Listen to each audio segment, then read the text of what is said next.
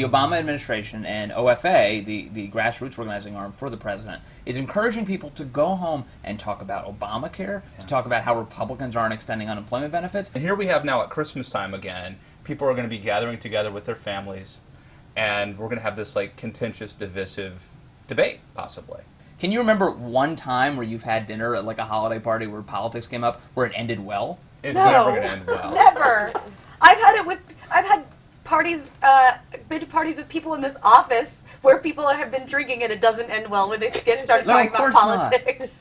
All the crying. I do want to bring up this controversy that I helped stoke this week, which is Die Hard a Christmas movie? Calling Die Hard a Christmas movie is a sort of like hipster movement. If you go to like Amazon or something and type in Christmas movie, Die Hard comes up next to like It's a Wonderful Life. It's absurd. I got into an argument in the green room yesterday with Ryan Lizza and Michael Calderon over whether or not Die Hard is a Christmas movie. People feel very Ryan Lizza. I'm not dropping names, but people feel very strongly about it. Speaking of name dropping, I was actually on Reliable Sources yesterday. Check your local listings.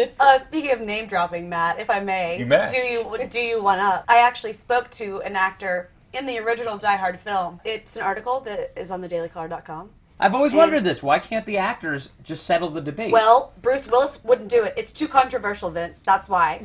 He refused to weigh in. Yeah. Bruce Willis, no comment. Bruce Willis wouldn't talk to you? No, he said no comment. Oh my gosh. Or his rep said no comment. Yeah. But Robert Davey did talk to me, and there were some zingers in there.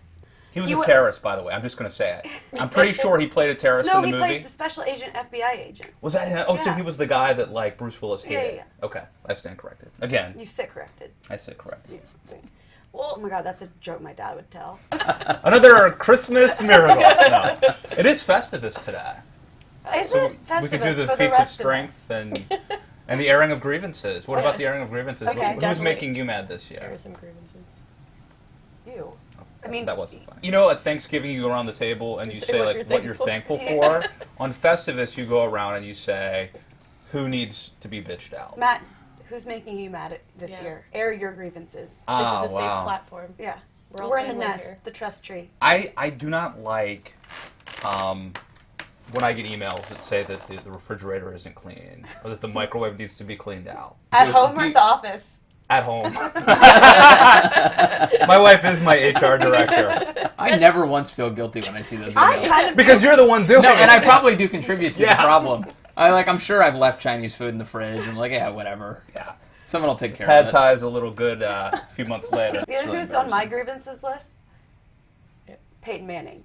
Because if he as long as he's benched next week, this is all I'm going to think about for the rest of the week, is whether or not Peyton Manning's going to play on Sunday. There is a trend among NFL quarterbacks I realized when I was staring at Cutler's face yesterday. They look so douchey. Matt, this thing Tom with Tom Brady. Brady. No one high fives after he's walking around like this, after. But that's nothing. RG3, they won't even pick up RG3 off the ground when he's been knocked down. It's just funny because he looks like so nerdy. He's like, hey guys. What do you have to do to you're like a Super Bowl winning quarterback? Yeah. You're married to Giselle, and you can't get a high five.